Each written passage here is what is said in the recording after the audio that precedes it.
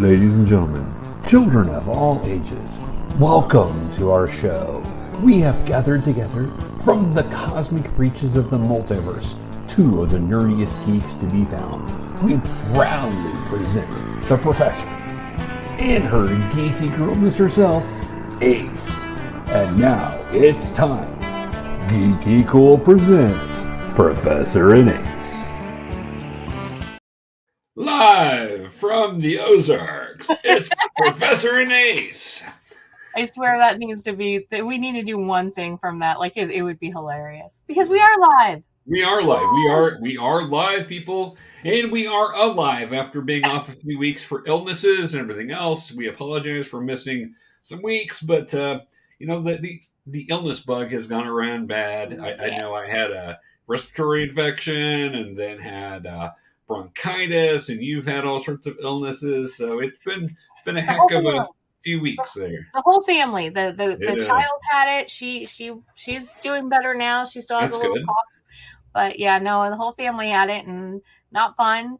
I did not have a voice Thursday. I barely had a voice yesterday, and I drank a lot of hot tea to get my voice.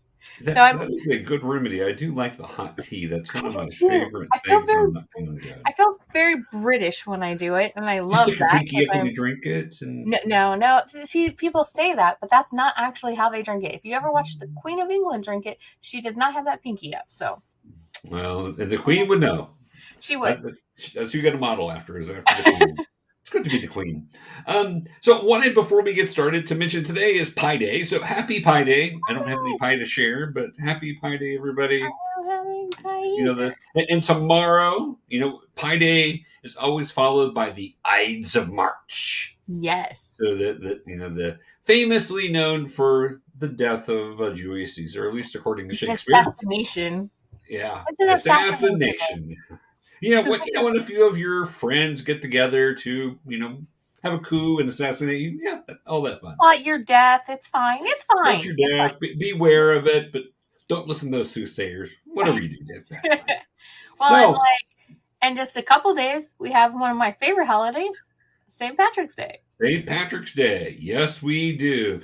I actually am going to a convention on St. Patrick's Day, but I have a convention shirt for it. So jealous.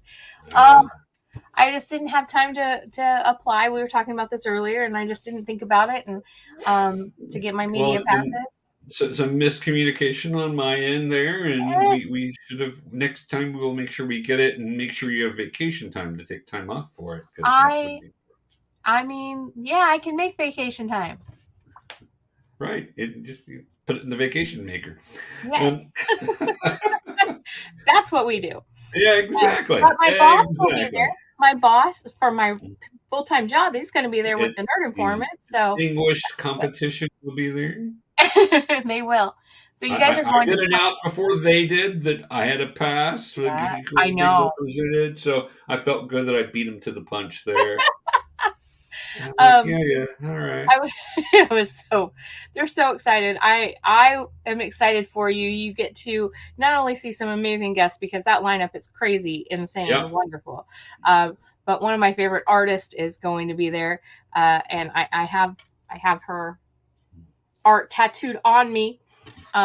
Camilla, she's going to be there, and so I'm going to prepare some questions for you to ask her, and maybe you can show her. I'll send you a picture of my tattoo, and you can show her. What I was going to say, we need that picture, because what if we could get it printed out and get it autographed?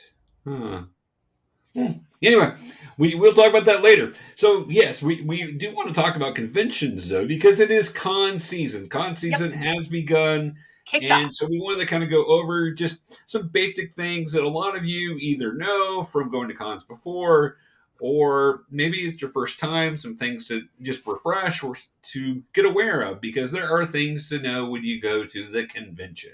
Right. And not only that, but things have changed a little from before COVID to after COVID. There's certain things that you want to bring along that you might not have always thought about before. Not that you shouldn't have, but it wasn't in the forefront of mind.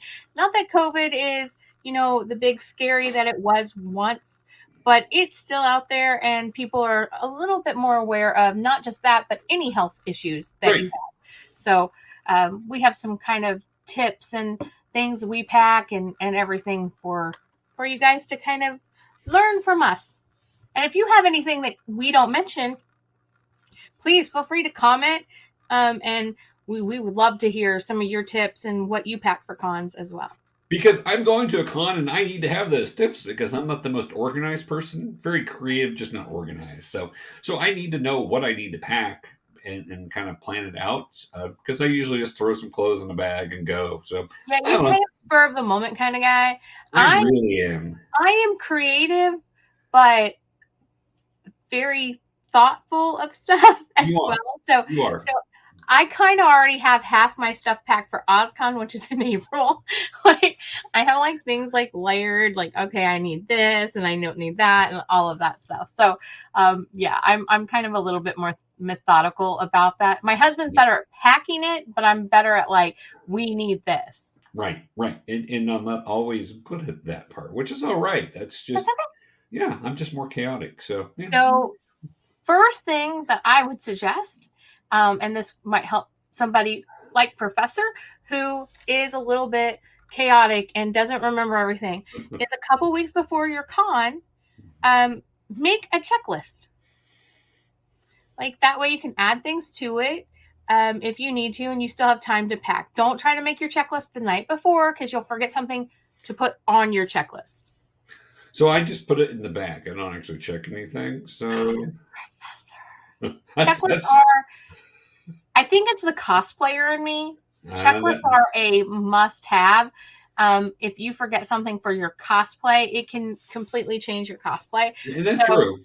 So I have like a checklist. So cosplayers, this first part is not going to be for you. It's going to be like just for any con goer. You still can use some of the stuff, but there are specific things I think cosplayers need and everything. And we'll probably go over those a little bit too. Most definitely can. Yes, we want to do that. Because cosplaying is a big part of going to conventions, especially for some people. It's not a requirement, but some people love it, and that's awesome. That's part of the interaction. So no, I'm making a checklist. That's always good. I'm really bad at lists, and I don't like following lists, and lists actually stress me out. So it's kind of funny because that doesn't fit with me very well. But again, that's the chaotic part of me that's like, we'll just. I understand. And I think, like I said, the checklists it's more toward people who are like in costume. You don't want a crucial part of your costume to be missing. Well, and I did come in cosplay last year to OzCon for a couple days. So, and I did make sure I had everything, and I had to go back in and look a couple different times. But there you go. But didn't make a list, but I did do that. But that's good. First thing I'm going to say is find yourself some comfortable shoes. Don't wear those brand new shoes that you've not broken yet to a con. Don't wear the super high heels unless you're really comfortable in super high heels, and I'm not. But that's my first suggestion is you're going to be walking on the floor. You're going to be going all sorts of places. If you're in cosplay, people are going to want your picture. Make sure you've got shoes to be able to manage that because that is a lot on you. And some costumes don't allow you to have really comfortable shoes. But what I would suggest, even if you're in costume, even if you're a cosplayer, if you're in a costume that is more elaborate, that you don't have the ability to walk around in comfortable shoes, you probably have a backpack. Most people will have a backpack or some kind of bag that they bring with them. Put some comfortable shoes, even if it's ballet slippers for girls or house slippers. And I know this sounds bad or like it sounds weird, but house slippers because they kind of can condense a little bit more. Yeah. So you can take off those uncomfortable shoes once in a while during the day. Your feet will thank you for that. And you know, but if you can build your cosplay around comfortable shoes, that is the number one thing. Your legs will get tired. There's different kinds of flooring, from concrete floor to carpet to wood floor. And then depending on where the convention is, you have stairs you have to climb. You have you will walk endlessly on the floor, the vendor floor. So unless you have like a booth that you can go and sit down at, you're going to want comfortable shoes. Most definitely. Yeah, I will add to that, and then I'll let you do some here. I apologize. If you, especially if you're not wearing comfortable shoes, make sure you attend some panels so you can get off of your feet. Panels are great anyway. You can learn a lot. There's a lot going on, and most conventions offer some amazing panels. Yes. I know Planet Comic Con's going to. OzCon's going to have a bunch. In fact, we're doing some of those at OzCon. We are. So, but make sure to hit those because that gives you that breakaway. Some bigger conventions do have some rooms to be able to take some time. There's a quiet room at Planet Comic Con, so if overstimulated or whatever, which I think is great, but also a place to be able to relax a little bit. So make sure to take time and get those resources so you don't hurt the next day because walking on your feet all day can do that. So, all right, go ahead, AJ. I'm sorry. Well, leading into that, the other thing you're going to want to do is stay hydrated. So you can bring money and buy bottles of water because most conventions have that. If the con allows you to bring in a water bottle, bring in your own water bottle and fill it up at the water fountain. It's going to save you money, but it's going to keep you hydrated. Plus, usually when you go to the water fountain, there's the restroom there to remind you to like take care of your business and gives you a little bit of a break. But staying hydrated is really important. It reduces, like we were talking about, walking around on concrete floors, especially if you're not used to that, you can get cramps in your legs like a lot. And staying hydrated with water is amazing. On top of that, if you can get those little vitamin C packets to put into your water, that's going to help you because everyone who's attended cons knows what I'm talking about with this. It's called the con crud. It and is. It's because there are so many people, there's so many germs and stuff, and it's not horrible, but it can get you down a little bit and make you feel tired.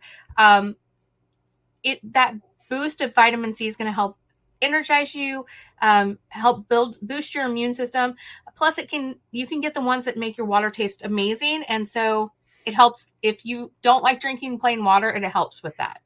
And just to remind people, I know you guys know this, both soda and beer dehydrate you. So even though it sounds like a really good idea to and it's okay to do some of that, but make sure you're getting enough hydration while you do it. So Gatorade, water, anything that's made with water is going to like certain teas are really hydrating. Other teas are not. Caffeinated drinks tend to be not as hydrating. So if it's caffeinated, you probably need to drink a bottle of water with like right after it or something like that, which means more trips to the bathroom, but that's okay. That'll remind you again to fill up your water bottle. See, there you go. It's a cycle thing. It's a cycle. That's what it is. Yeah. All right. What's your next one?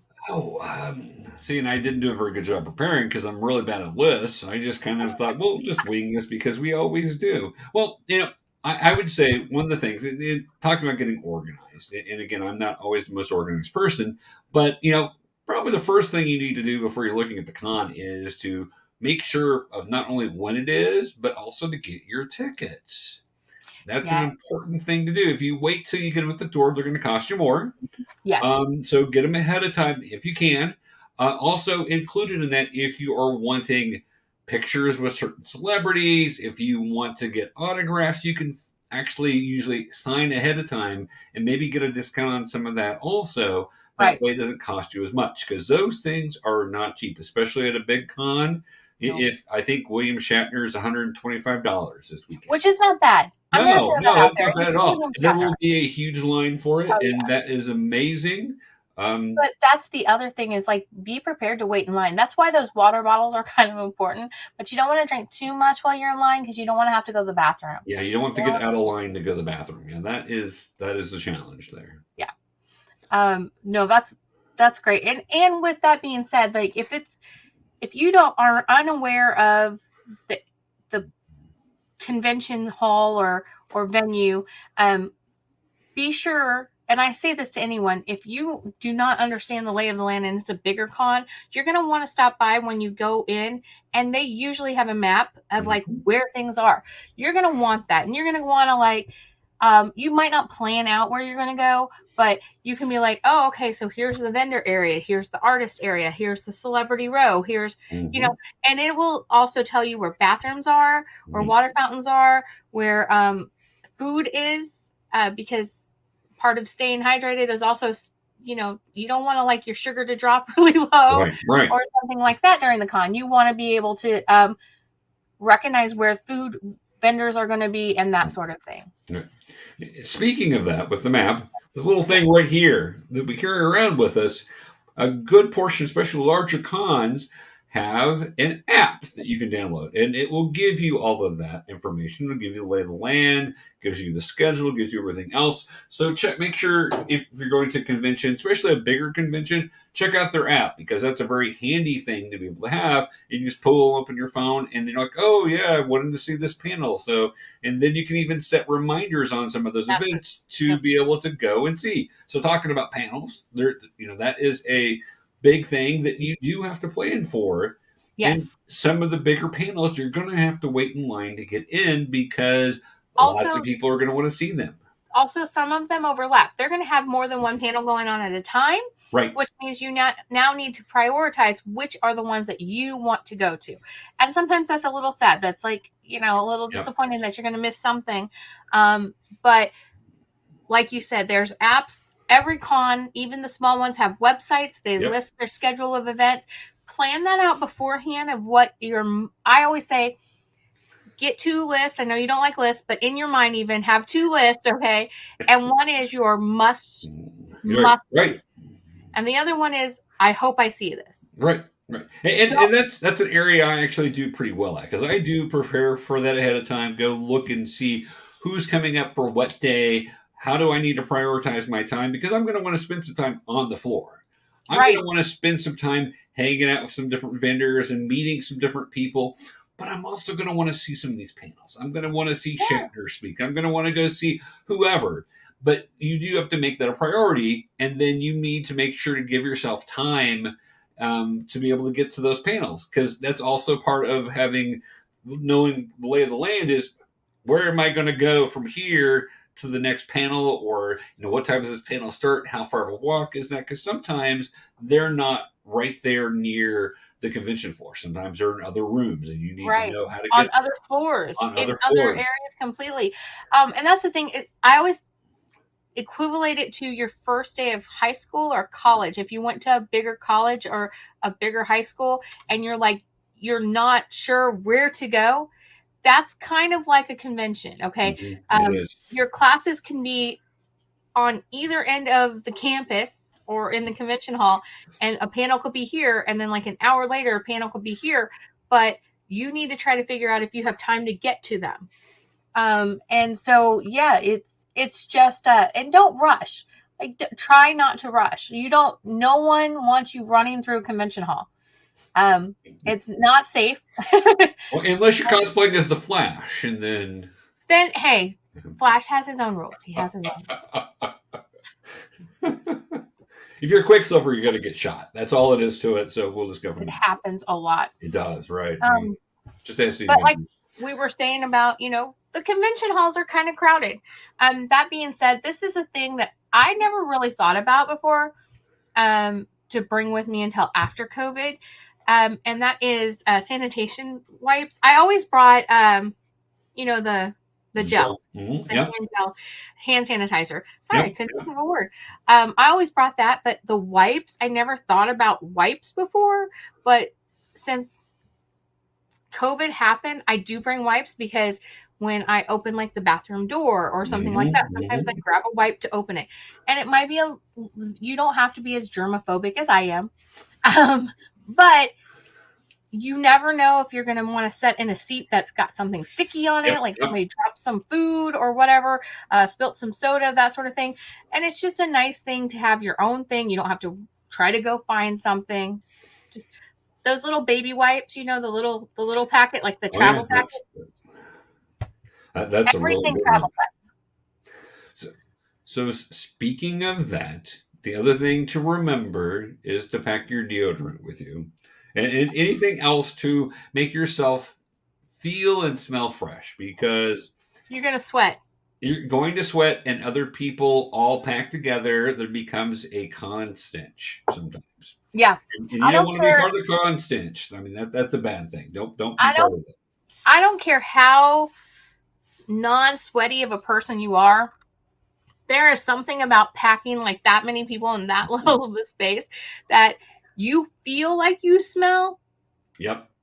So yes, the little travel size deodorant. And I'd say this, travel size is your friend when you're at a convention, because you don't want to haul around a suitcase. You want to haul around nothing more than a backpack. That should be the biggest thing you have, right?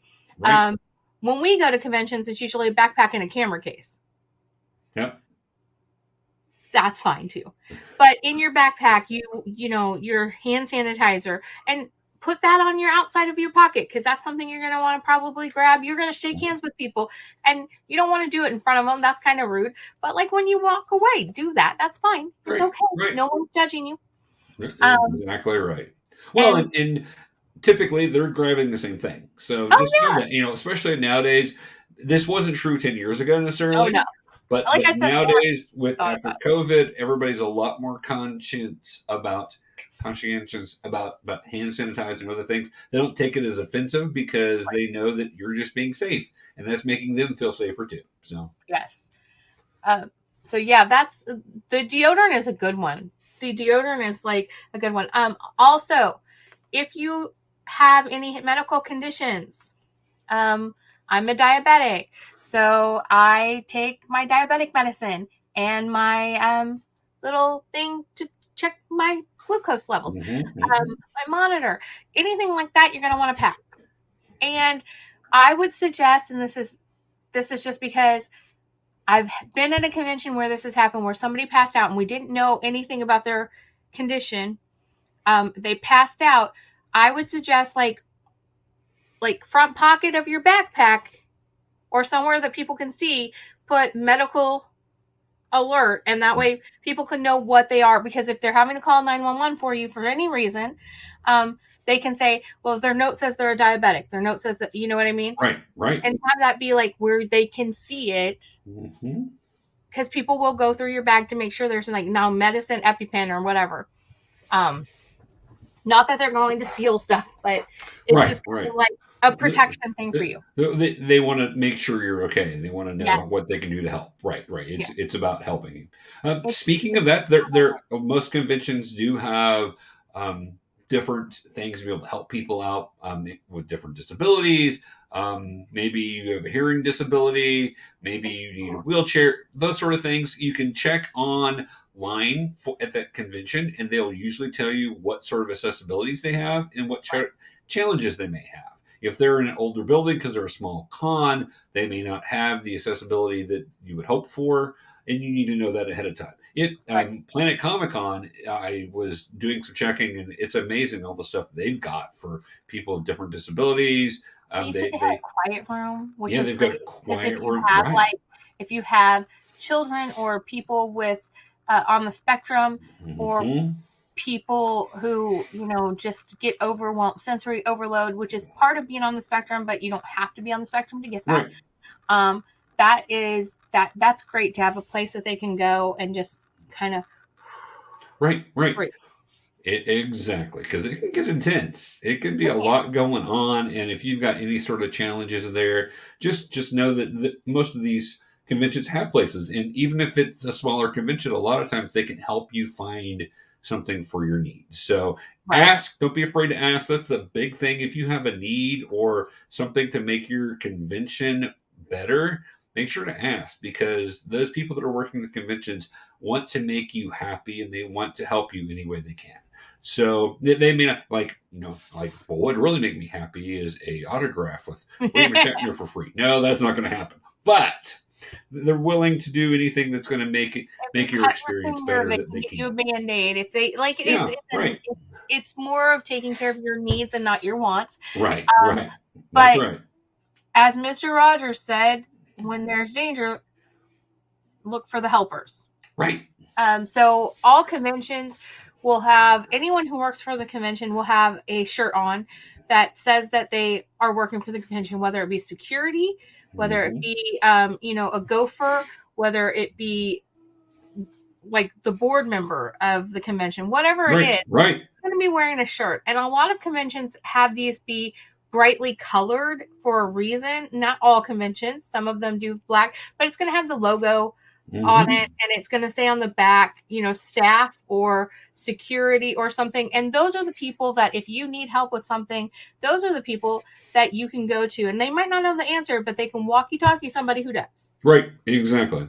And speaking of that, so sometimes people being friendly misinterpret other people's intentions. So if somebody is misinterpreting some intentions or just seems really odd and won't leave you alone, that's also a good time to find one of those people, because those things can happen. And just be aware, just like you would anywhere else. And sometimes people that come to conventions, and I'm using a generalization, I don't mean anybody in particular, some people may not have the social abilities that others do. So they may not understand the cues of that you're giving them, that you are not really interested. Just realize that, but don't be afraid to get some assistance there. Right, exactly. And a lot of people who have social disabilities is what I call them. Mm-hmm. Yeah. Whether it's from being on the spectrum or antisocial, like any of those things, right? They're antisocial, they're extremely shy, or they just don't have the ability to take social cues.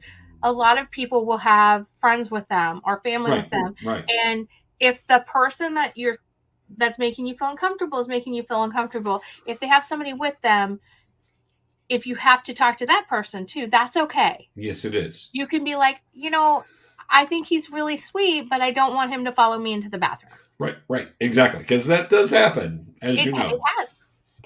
It hasn't happened to me. The girls are always all over me, but I'm able to push them away. They don't usually follow me to the bathroom. You're good with that. Girls don't want to go in the boys' bathroom, trust me. No, well, there is a good reason for that. The boys don't really want to go in there either, because, oh my gosh, right? But, you kind of have to take it as case-by-case scenario. You do. If the person and the person seems like there is something socially awkward about them, then please give them the benefit of the doubt, but also don't let somebody make you feel uncomfortable. Right, exactly. That gets me to a point with cosplayers at conventions. Good point. Good. It is. Cosplay is not consent. Exactly. A woman can dress in a very sexual cosplay if she wants to cosplay as a character who is scantily dressed. Guess what? She can. It does not mean you have the right to touch her. Mm-hmm. Take photos of her without her permission. Mm-hmm. It doesn't mean that you have the right to accost her in any way or to make her feel uncomfortable. Right.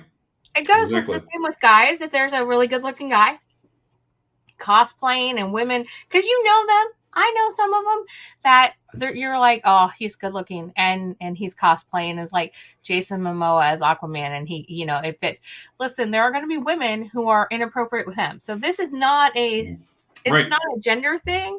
Like both, I've seen both happen. I have seen it happen more to women, but that's because anime, manga, video games, exactly right, and comic books all dress their superhero women or their villain women in scantily dressed outfits. So if we want to cosplay as our favorite character, we either have to alter it, or if we want to be comic book or movie or manga accurate, we're going to be a little bit more revealing. Right. So just know, most cosplayers, if you say, hey, can I have a picture with you? They will allow that, but it's on their rules. Right. That means if the cosplayer goes like this, that means you stand here. This is your space. Doesn't mean you can grab them. Doesn't mean you can touch them. None of that stuff. So it's common courtesy, but at the same time, a lot of the times, guys your age, Professor, have a thing for Princess Leia, right? In the gold bikini. You bet. Okay, so you have a cosplayer who looks fabulous in that. Sometimes people forget that it's a cosplayer and not their fantasy. Don't be Jabba the Hutt, is what you're saying. Don't be Jabba the Hutt. Don't be Jabba Never, the Hutt. never be Jabba the Hutt. No. Yeah, exactly. You don't. I would say along with that, also be aware if the cosplayer looks to be young, be cautious of that, especially wanting a picture with them. Ask for permission and make sure they're all comfortable with that. And if they give any indication they're not, don't do it. You got to really kind of watch those situations and those social cues, especially if they may be a first time cosplayer, they may be really young, maybe their friends all want to dress up as their favorite anime characters, and this person feels comfortable in their body, and they're doing this because their friends are. Just realize that those people are out there, and that's okay for them to be out there. It's okay for them to say no. Make sure that they feel comfortable telling you no if you ask them something like that. Yeah, and again, cosplay is not consent. That means even for photos. Just because that's right. And most cosplayers don't mind you taking photos like from far away. It's when you are right next to them and they're like, That being said, don't forget a camera or your cell phone. Now, you cannot take pictures at most cons in Celebrity Alley or Guest Alley or whatever they call it, the celebrity guest area. You cannot take photos unless you are in line and it's your turn. Right. You will get kicked out of the con. Yep. If they see you taking photos of their celebrities without paying for those photos, you will get kicked out. However, doesn't mean you can't take pictures of cosplayers. Right. Just not in that area. Doesn't mean you can't ask to take pictures of artists. Other guests that are not like the famous guests that are getting paid to be there, that are having paid photo ops. Right. There should be clear signs on the convention floor of no photo area. Right. That sort of thing. But be aware that you need to put your phone away. And if you do have your phone out, don't be like, snapping photos. Right. You'll get kicked out, and that's going to be a waste of your ticket money. And if you've got a camera, like I'll be wearing a camera, make sure that lens cap is on. That way they know that you're not taking a picture. It's very clear. Look, I've got my lens cap on. I'm not pulling it up here. No pictures are happening at this moment. So yeah. And that's just because guests get paid. The guests, a lot of the times, they get paid minuscule for being there, but they get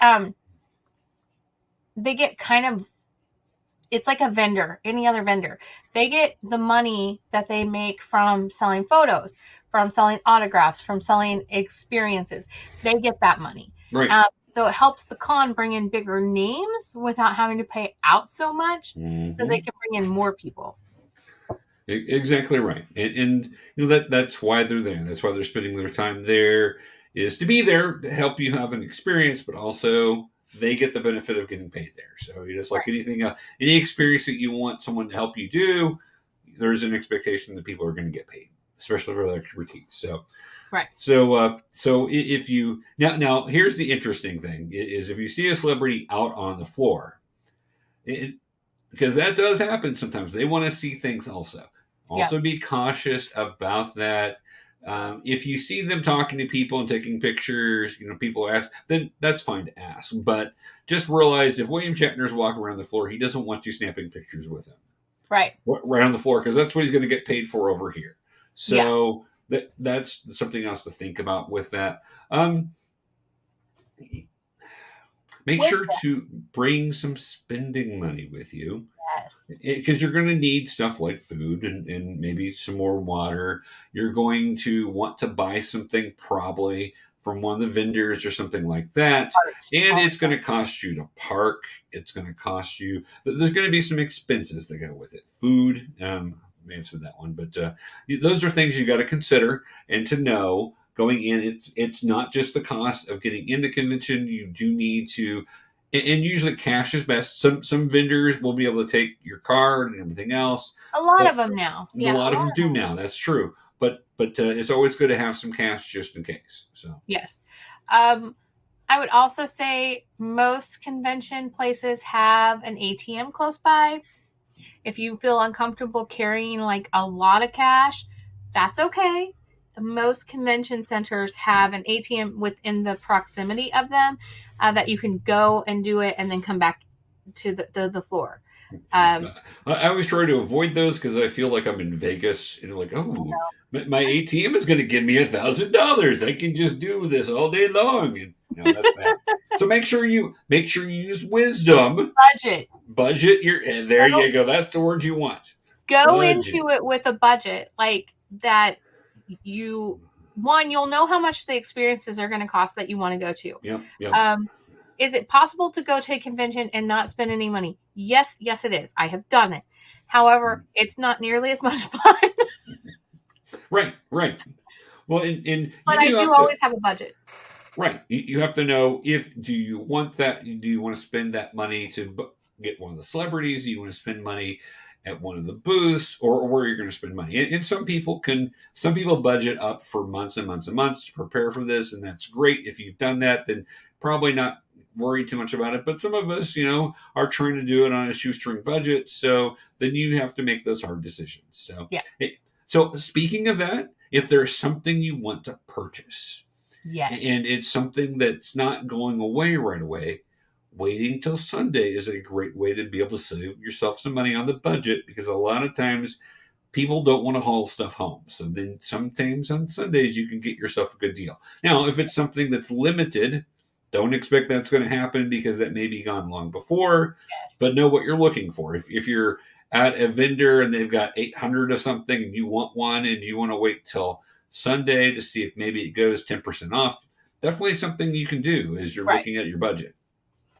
But if it's a one-of-a-kind piece of art that's there, then more than likely somebody else is going to admire it as much as you. And if it's something you want and it's something you have in your budget, I always say I have buyer's remorse. I don't like not buying something. I always have the reverse. Like I spend money on myself and I'm like, no.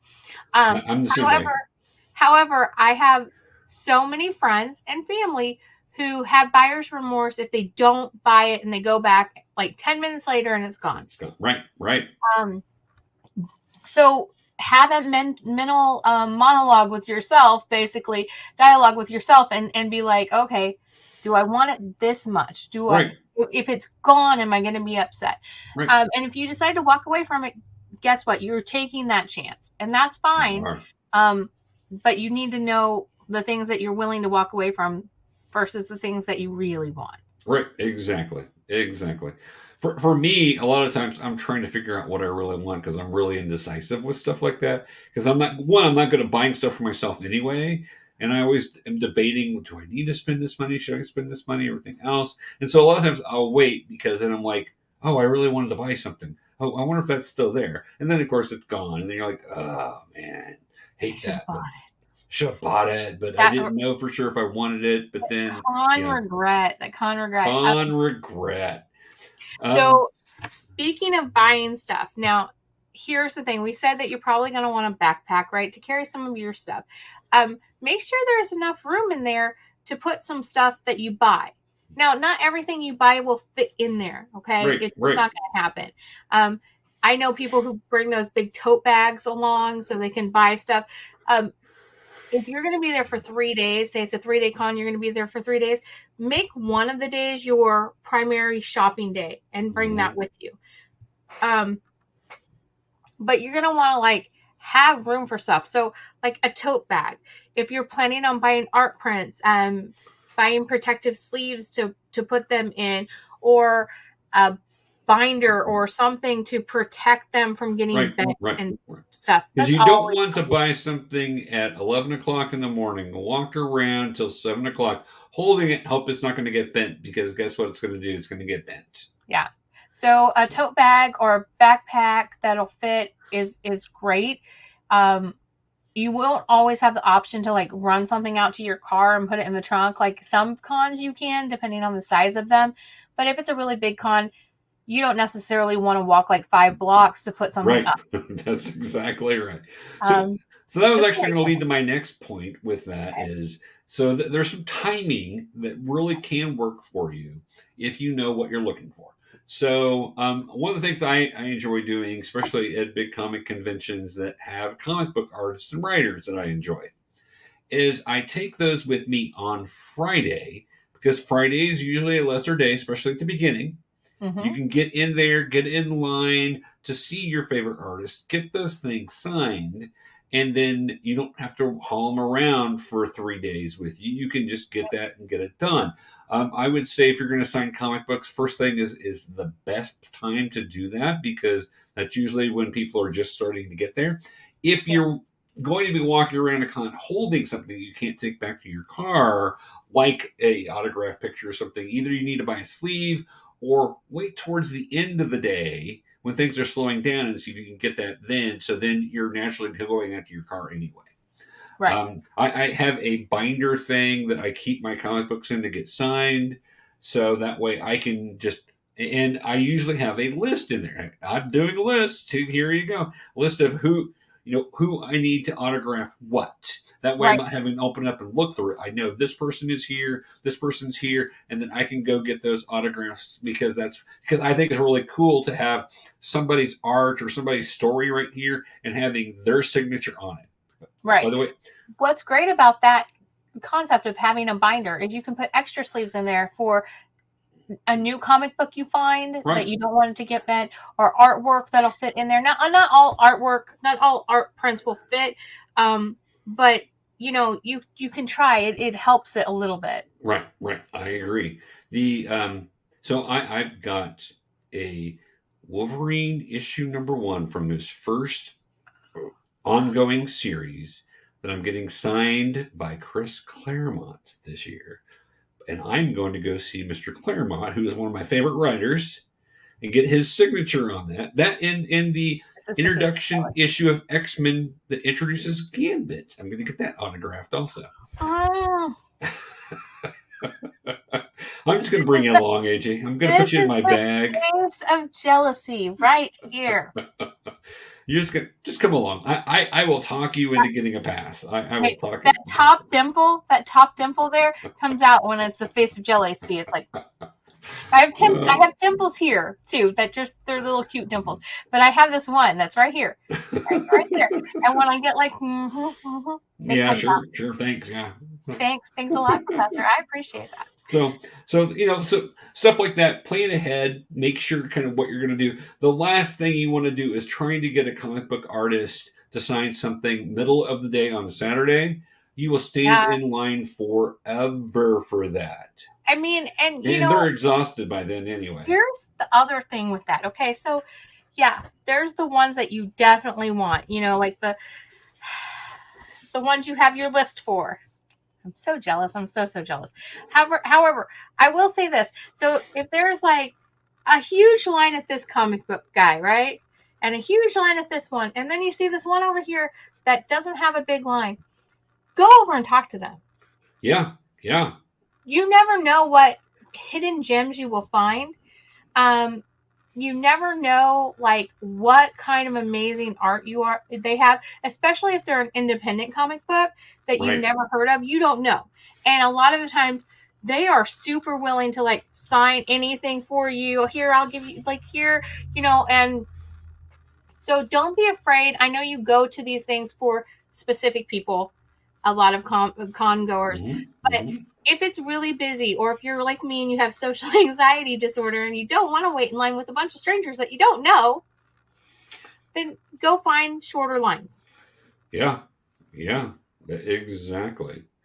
Well, I was at a convention in Chicago some time ago, and I was amazed because I think they had put one of the creators in the wrong area. And it was the author who wrote all Babylon 5. And he also did several Spider-Man runs and everything else. And he was over there, no line. And so I went over there and talked to him for 20 minutes, got him to autograph like 5 things. Yeah. And it was a great conversation. So, and I'm thinking to myself, man, Keith would have loved this, But in the fact that he was just there, but nobody knew he was there. So I'm like, well, how has this been missed? Because I walked by, looked at his name, it's one of the guys I'm looking for. I'm like, when he did Babylon 5. And so I stopped and asked him about Babylon 5. And, your run on Spider-Man was amazing. Haha. Get the autograph. And, you got more time with him because I did. He didn't have a line. And that's what I'm saying. It's like, yeah, there's going to be people that you're not going to want to miss. Like, there are people that you really, really want to see at these events. However, if you have time and you've seen everybody you wanted to see, or the lines are so crazy that you're wanting them to die down a little, go explore some of the other guests that aren't as well known. Because sometimes they're amazing and they're fantastic and they're talented, and you don't know that, and you can become a fan of someone new. Right. Or you could luck out like you did and have somebody who was known but in the wrong spot. Right, exactly. Well, and the other thing I've had happen a couple different times in both ways. So I've found some new people that ended up going on becoming really well known, and then later on were really difficult to get in their lines because they were discovered or people started knowing who they were. And I got to get in on a new section of them. Sometimes they may even work for Marvel or DC or something like that and putting something out, but they just haven't hit big yet. But the other thing that I found is sometimes you'll get some of these veteran comic book creators that have worked in the industry for 40 years, but people don't know who they are. One, because their stuff is just not the front of the line, and their name is just not as known as maybe it would have been 30 years ago. Right. Rick Burchett is going to be at Kansas City. He's from St. Louis, and he basically has been working in comics for 40 years. He's done a huge run on Batman, but he was never the big-time star, which is unfortunate because his art's really good. But those guys, if you take the time to go over and talk to them, they will tell you some amazing stories, and they'll tell you what the industry was like and what it's like now, and how things have changed, and what they like better. And also, it's an interesting place to be. That being said, your phone is a really good tool. Almost everyone has smartphones. If you're unsure of who somebody is, when you just see their name, right? You see their name and you're like, I feel like I should know this person. Feel free to Google them. Yeah. Google them, see who they are, but still go up and talk to them. I just find it interesting to talk to people. So that's kind of my thing. I like to hear people's stories. That being said, with your cell phones, this little guy might not last the whole charge for the whole day. So be sure to bring a charger. If you have like a, oh my gosh, what are they called? The packs, charging packs that plug into, you've plugged it in and charged it, and then you can plug it in so you don't have to like have an outlet right there. They're worth it. We have two of them. They are, one of them is an 8-hour one and one is a 4-hour one. And when we go to events like this, we take both just because you never know when your phones run out. You're exactly right. And there's nothing worse than if you're waiting in line to get a picture taken with a celebrity and you're like playing a game because you're like waiting in line for so long. And then you get up there and it's like, phone's dead. And you don't get a photo. Yep, that sucks. So, those battery packs, those external battery pack, rechargeable battery packs, totally worth it. They're like $20 to $30 depending on what grade it is. At least get one of them, fully charge it before you go into the con that morning, the night before, whatever, and then have it with you. And then when your battery starts getting at like 20%, plug it in. Right. Exactly. Yeah, that will save you a huge headache there. Wouldn't that be so bad? I know it's happened to somebody. Not because I'm always prepared like that, but it's happened to somebody where they're like, I'm going to take a pic. Oh, never mind. Well, it happened to me at work. Well, when you're like, I'm not ready to upgrade my phone, but I've had it for a few years and the battery's just not lasting as much. Yep. And so sometimes you're like, man, this thing, and you got to realize if you're on it more, it's going to, and if you're not on good Wi-Fi or not on good signal, it seems to work harder also. So those phones can go dead pretty quickly, especially if it's an older phone. So just be cautious of that. Yeah, I was going to say I have mine here somewhere, but I don't see it. But yeah, I've got mine in my camera case. Yeah, it's just a little battery pack. It's just great. It is. It can save you a lot. Because you're right. You don't want to have to go find. Because I've had to do that before at cons when my phone was older. Before I had a battery pack, like it's 4 o'clock, but I wanted to go to this panel at 5 o'clock. But I'm going to have to go find a seat and sit with my phone and charge it, so I can make it through the rest of the day. And I'm wasting an hour here while it's charging, and hate that. So it's a thing. And then when you get back to your hotel, if you're staying the night somewhere else, or if it's local, you get back home, you recharge that battery pack and you bring it with you the next day. It's it's a lifesaver. So. I agree. It certainly is. All right. Also, if you can go to a convention with a friend, it's better. It is. I get to do this one by myself, and I'm going to. You do. I've gone to conventions by myself and was like the invisible girl. I went to VisionCon for years before anybody even knew who I was. That's fine. It's fine. I'm not bitter at all. But yeah, it was fun, and I got to see some things and do some cool things, but I don't have like really fun memories from that time because I didn't have anybody with me. Right. If you can get a convention buddy to go with you, it's going to be so much more fun. I agree. As a girl, it's safer. That's true. So yeah, that's kind of one of my things. Like, I always like to have somebody at a convention that I like know and can, even if I don't hang out with them all the time, I can like go hang out with them. And, right, exactly. Well, and I will know some people there, so that will be helpful, including the distinguished competition. So I told you at the beginning that we would talk about like Professor cosplays. I've seen him cosplay.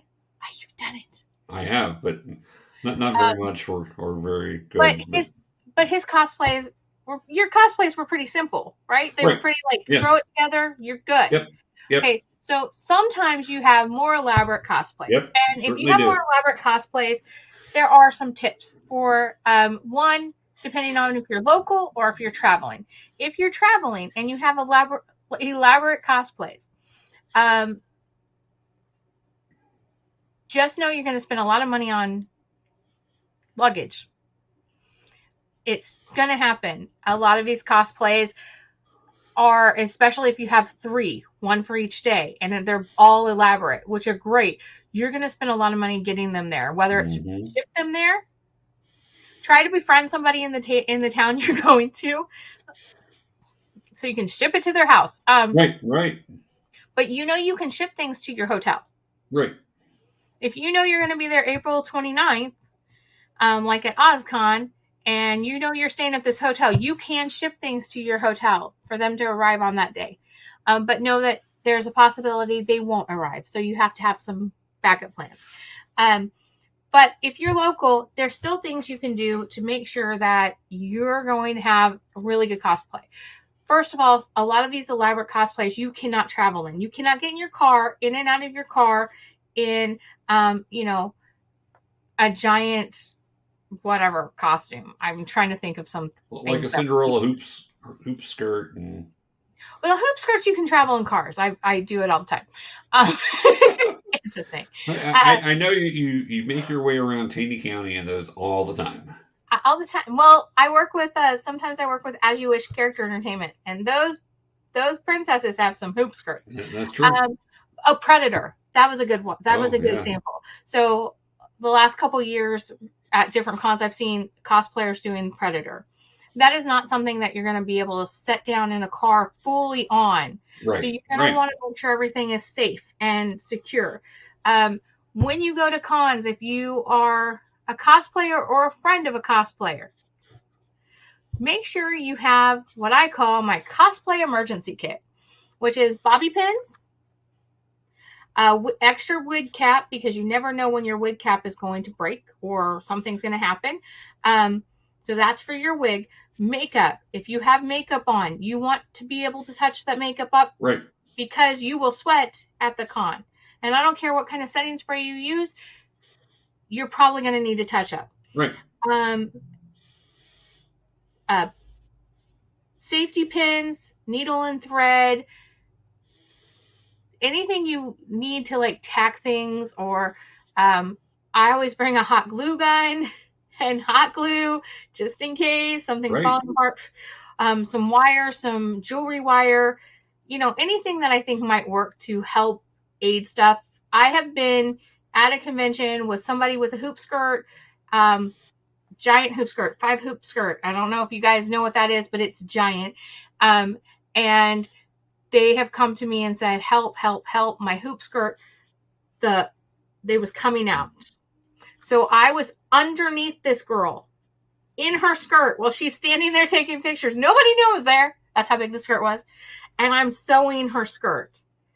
Also be prepared when to go do bathroom trial runs with your costume. Mm-hmm. Okay.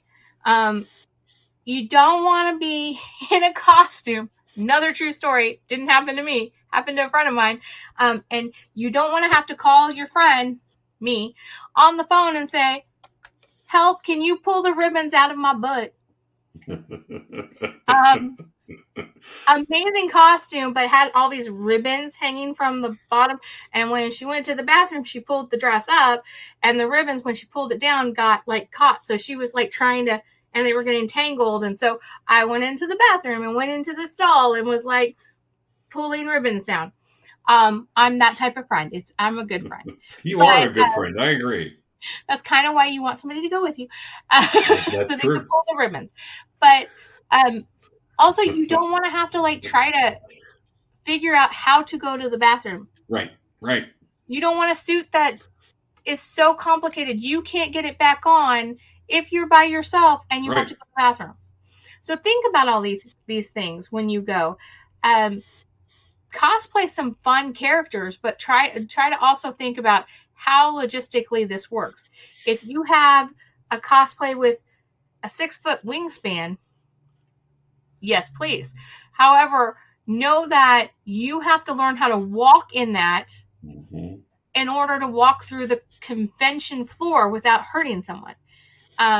So you need to take your cosplays on trial runs and know how to walk in it, how to, if you have a hoop skirt, say you are doing a hoop skirt, there are ways to set down in the hoop skirt. You don't set like this because it does that whole like, comes up. Yeah, it comes up and does that whole thing that, comedy people always have where they show the bloomers and they're like, ah! There's ways to set in this. Learn how to manage your costumes. There you go. That's like number one tip. Take them for trial runs, especially bathroom trial runs. You want to see if you can get that in and out without help. Well, and I would say to remember, if you're cosplaying, especially something that is drawing a lot of attention, it's going to take you twice as long to get somewhere because people are going to stop you constantly and ask for pictures. So if you need to go to the restroom quickly, you need to be planning all of that out in your head because people do want pictures. And it's okay to say no. Again, that's perfectly fine. Or say, wait here, I'll be back in 5 minutes, whatever. But just realize, if you're wanting to make a panel and you're trying to rush to that panel, you're probably going to be asked 20 times on the way to the panel. You need your timing. There was a convention, I can't even remember what convention it was. It was a little tiny convention that I was at. And one of the cosplayers was being like asked to take, he was the coolest one there, right? So everyone's asking, can I take your picture? Right. And so finally he comes over to my booth and he's like, do you have a paper and pen? And I was like, yeah. And he goes, do you have like string? And I was like, yeah. And he literally made a sign that says no pictures for 5 minutes. And so he put it around his neck and just like, I'm taking a break. I think it said taking a break, no pictures for 5 minutes. And then he took it off when he was ready. Listen, that's what you got to do. That's what you got to do. But most people will understand if you say, not right now, or, maybe in a little bit, I'll be over there later, like something like that. Right. People are very understanding of that. And most people think you're cool in cosplay, and that's why they want a picture with you. If you tell them, hey, I'm heading to a panel, hey, I gotta hit the restroom, hey, I just need a break, and I'm happy to get a picture with you later, people are more than happy to hear that. The only time they'd be like, oh man, I was about to leave, but okay, I'll stick around, whatever. But typically everybody's very friendly and understanding. They don't want to cause you problems. They just think you're cool. And people need to understand, if a cosplayer says yes to one photo, that means they're literally saying yes to 5. Yeah, right. If not more. Because somebody right. next to you will see them taking a picture with you. Yep. And always they're going to want to take a picture. And then somebody else will want to take a picture. And it's an endless cycle, which is a lot of fun when you're a cosplayer and you're in cosplay. It's amazing to be like, I think my favorite time in cosplay ever was when I was Mary Sanderson with the Sanderson sisters. Yep. I had so much fun taking pictures with everybody. But it got very tiring. Right. It certainly does. Yeah. I was like, I want to go take a break now. Right. But yeah, just be kind of courteous of that. Cosplayers love, I don't know a cosplayer who doesn't love to hear, hey, can I get a picture with you?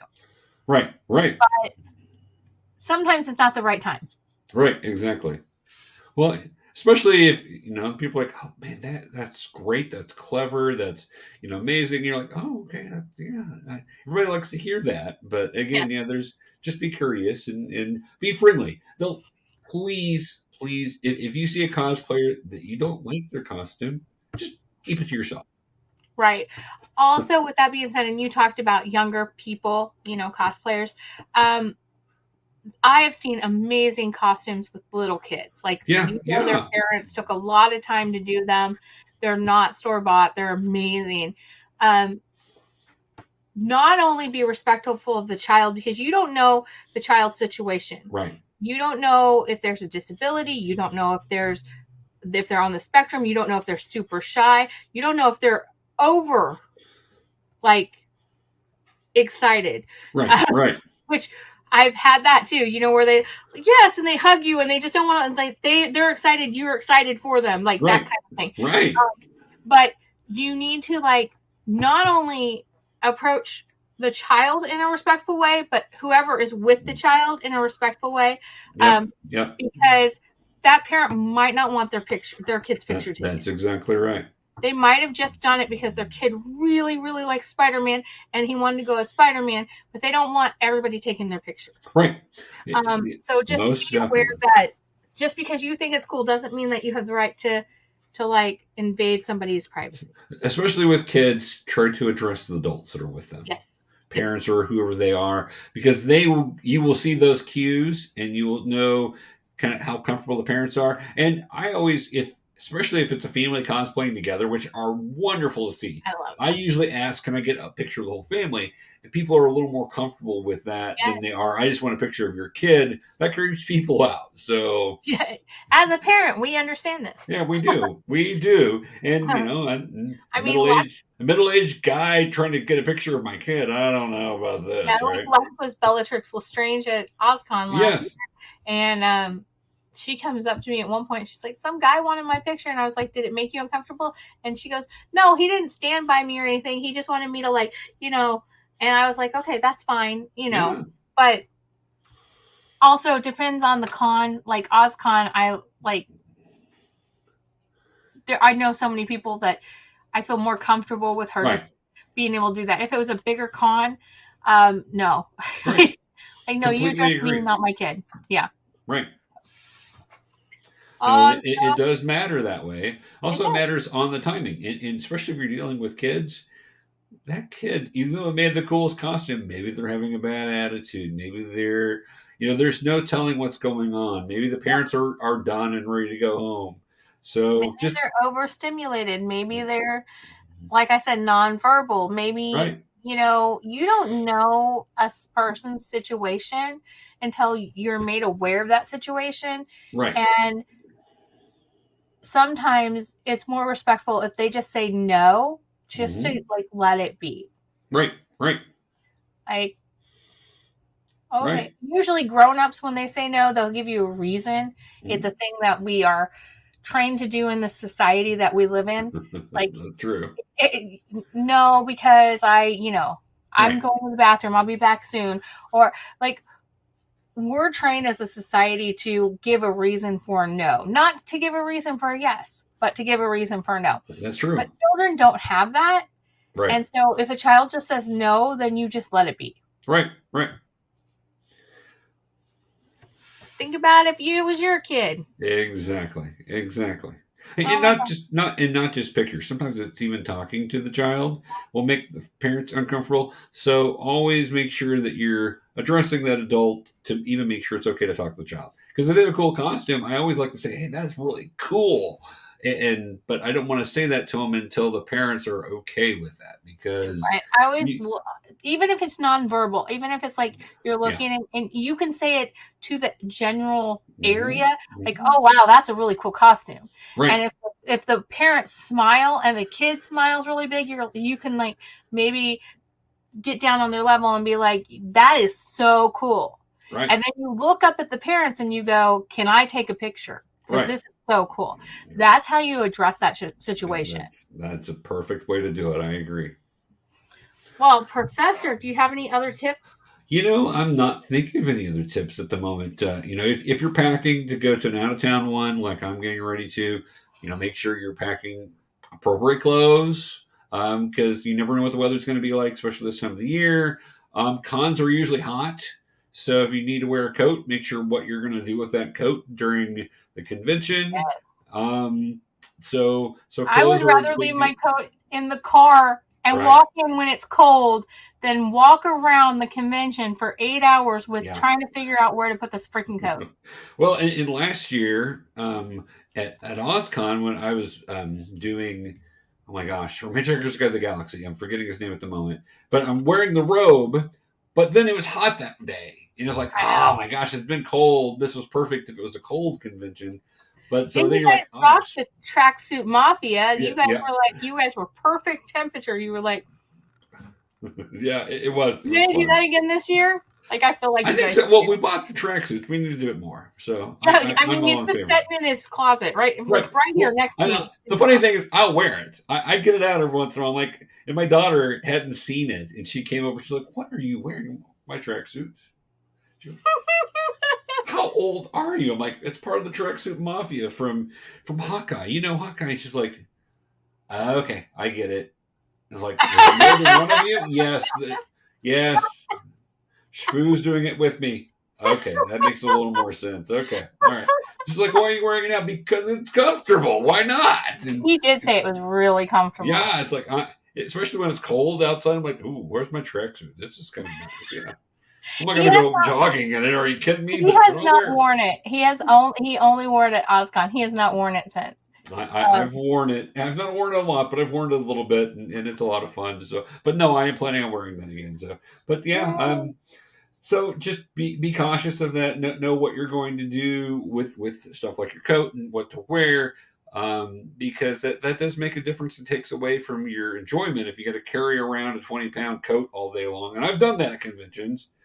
Carried it around going, I wish I could. I'm going to go find a place to sit down so I can put my coat down because it's so freaking heavy. That's when you hope that you know someone who has a booth. Right. And you can be like, hey, that's I barely know you, but I actually know you. Can I keep my coat back here? but that's also like, as a booth person, as somebody who's had a booth, it's like, yeah, but I can't be responsible for it because you don't want to be responsible for somebody else's stuff. Right. Exactly. But the last time I was able to go to Planet Comic Con, Elena had a booth there. And so I walked by and talking to her and giving her all the hugs. She's like, hey, if you want to put your stuff here underneath my booth, I'm like, deal. So done. Right. It's a thing. It is. I don't know if I'll know anybody with a booth this year. So I'm like, I don't know. We'll see. But yeah. Well, anyway, I think that's all the tips we've got for now. If we miss something, tell us down below. Yes. Give us that message. Let us know what we missed so other people can enjoy that too. And, maybe there's a way for me to get in the list. I don't know. Other than the list of my comic books that I'm taking, that's about all the lists I've got. So. But that's what's important to you. So it is. Important to you. You're right. My underwear, forget about. But comic books. You could go commando, but you can't forget that comic book. That's true. Well, if I do, I won't get it signed. So I'm not having them sign my underwear, so that doesn't matter. The only person I ever want to sign my underwear, and this is a true story. This is something I would do, is I would buy a pair of underwear and have Michael J. Fox sign it, Calvin Klein. I love it. That's great. That's a dream. That's a dream. I'm just saying, I just want a pair of Calvin Klein underwear that sign Michael J. Fox, Right. Calvin Klein. Like, I want that. That would be funny. I wonder if anybody's ever done that to him. That's great. great. I don't know. But if they haven't, it's my idea. If you do it, he doesn't go very many places now. But I've never seen Michael J. Fox in person at a convention or anything. He would be a really good one. I would think. Now I know he's got some challenges with some health issues, Parkinson's. with Parkinson's, and other things, but he would be amazing. So yes. I don't know. Maybe that we need to start telling people you need to get Michael J. Fox. So anyway, all right. Well, I might do the bra. Like, okay, Anthony Michael Hall. I might get a bra and have him sign it. If it's Anthony Michael Hall. Anthony Michael Hall, you got to get him a pair of panties to sign. No, 16 candles, baby. I'm just thinking, I told Spoo that you guys needed to do the bra thing from Weird Science this year. And that would be fun. I agree. But I'm saying if you're going to get Anthony Michael Hall to sign anything, the bra makes sense, but the panties from 16 Candles, I mean. Well, I did cosplay as Claire last year. You did. So. Kinda. Yeah, Not really. Good. Okay, well, guys, hope that you all get a chance to go to lots of conventions this year.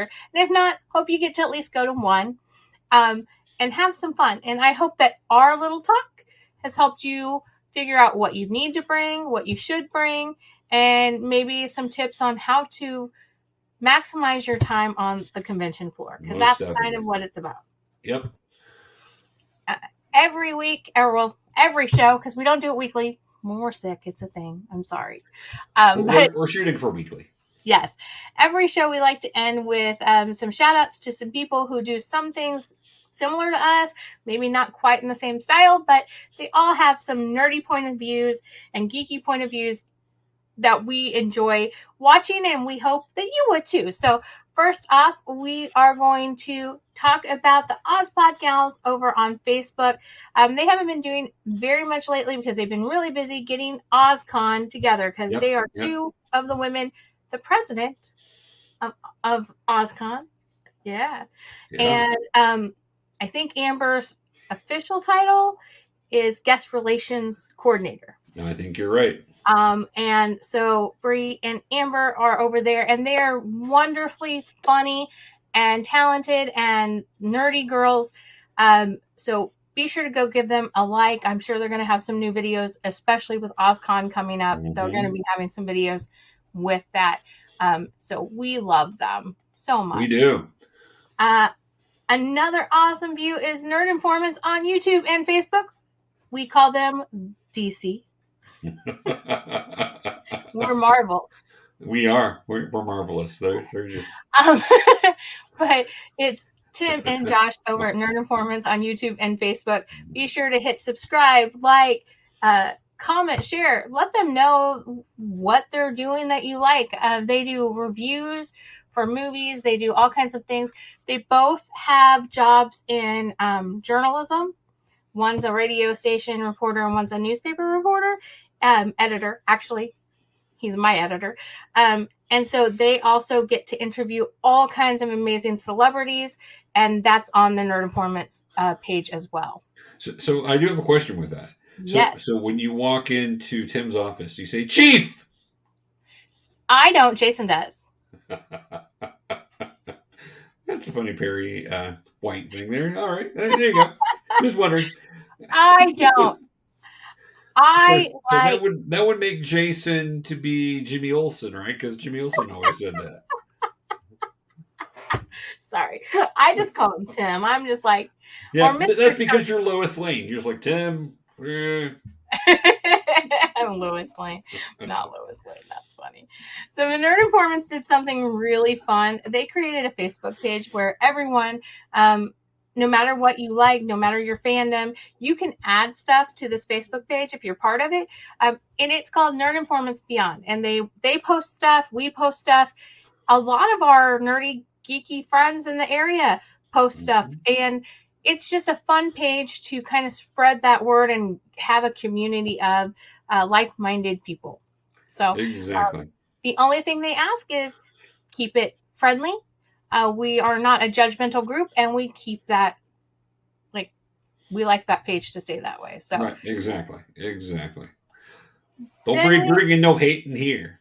Yes. Then we have our friends Keith and Gary over at Pop Culture Minefield on YouTube. They have so many shows. They have a rotation of shows, and it's not just them anymore. There's that. Who's the other one now? I saw they were promoting another show with somebody else, and I can't remember who it was. They're doing a lot of that, and of course, they're also now connected with a radio station. So, yes, the internet radio stations they're where they're syndicated. They are syndicated, which so jealous. I know, right? Syndication. But be sure to go check them out. Subscribe on YouTube, Pop Culture Minefield. Now, we are PG. Sometimes PG-13. Professor lets me have one curse word per episode. Sometimes I don't use it. I didn't. See, there you go. You have not. I have not. But they are not as vocabulary censored as we are. So be aware of that when you're listening. You might want to put some headphones on if you have little kids around. But they are very entertaining. They know a lot of stuff, and they're amazing. Both of them are amazing guys. So be sure to go check them out. And then, let's see here. We have Scallywag Production. Woo! YouTube, Facebook, Instagram, Twitter, and much more.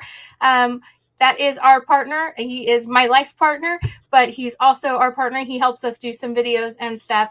Unfortunately, he hasn't been posting anything new, but we're hoping to change that this year. I know I've been saying that. It's very difficult with our job schedules. Right. But even if you want to go watch some fun videos, he has hundreds of videos from the past that are just there for you to watch, whether it's the show with Dee, or it's a series of enigmatic events with me, or mindless dribble with himself. Like, he even has some cute videos of him and Lex during COVID. It's just a fun channel. So be sure to go check him out on YouTube.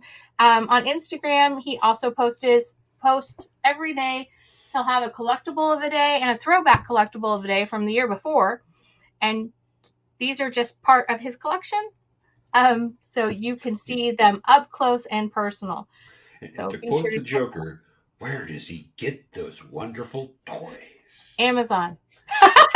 That makes sense. That's where they all come from now. Amazon, eBay, thrift stores. Yeah. All good places, yeah. I mean, you guys can't see this. Okay, so he has these shelves back here, right? So he has the 4 big ones, and he has the 2 corner shelves, right? And then he has this one here that you can see. He just got another one.